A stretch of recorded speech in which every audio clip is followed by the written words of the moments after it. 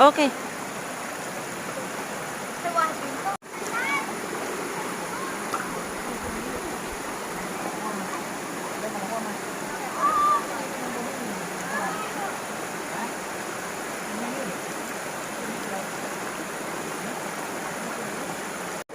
เดี๋ยวเราถ่ายมาดูนะ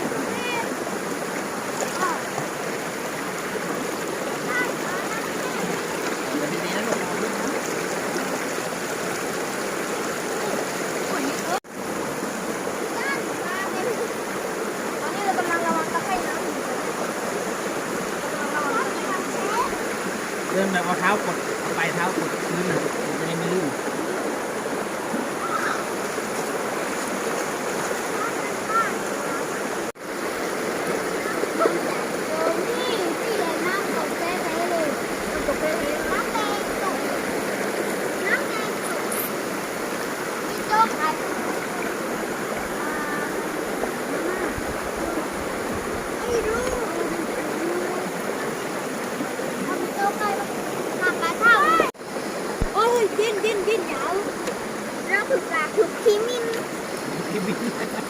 เพราะว่าเป็นสีเรื่อง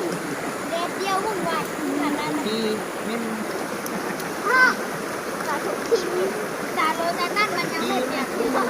เราไปแล้วเราหยิบน้ำตรงนี้ไม่กินเต้า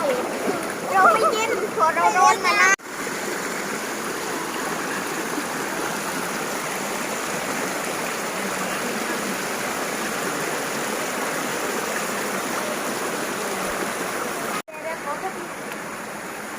ไอ้ตั้นลงไปอาบไหม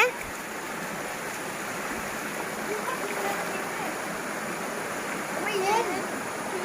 โอ้โหน้ำไม่ไหลกันเลยใหญ่แล้วลงมา อ๋อมันซูมแน่เลย ลงไม่ได้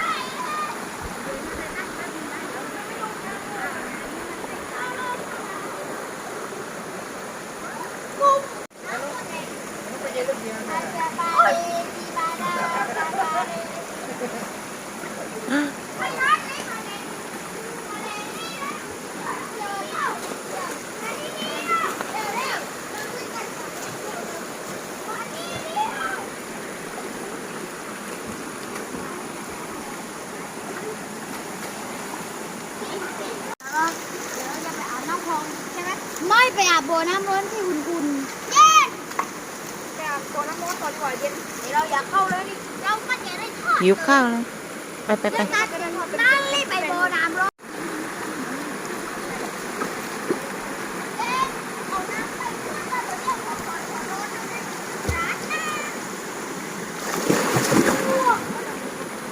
เขาบอกว่าอาบกินได้เขาบอกว่ากินได้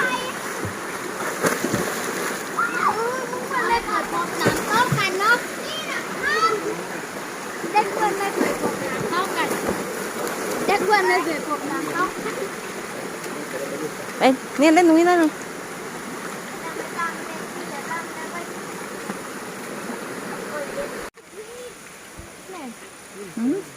อยากรู้ว่าตรงนั้นเล่นอะไรไหม ได้หมดลูก เชื่อทางนั้นมัน เดี๋ยวเราค่อยไปล้างที่น้ำมันนะเดี๋ยวเราไปล้าง